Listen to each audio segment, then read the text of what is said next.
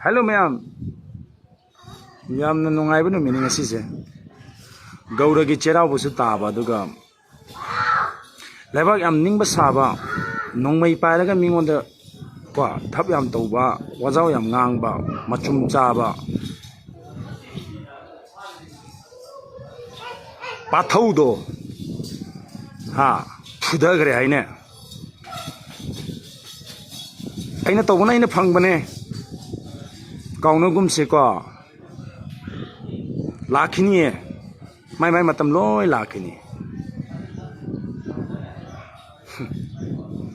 tauno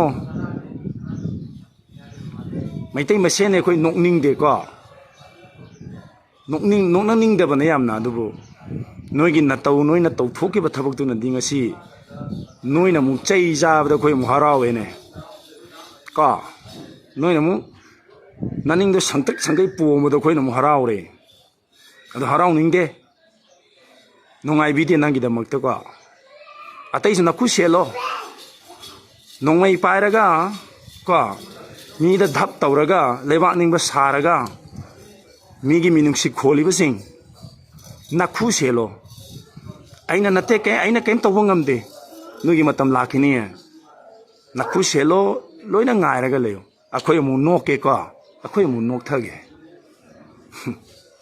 yai fare puna mana yai fare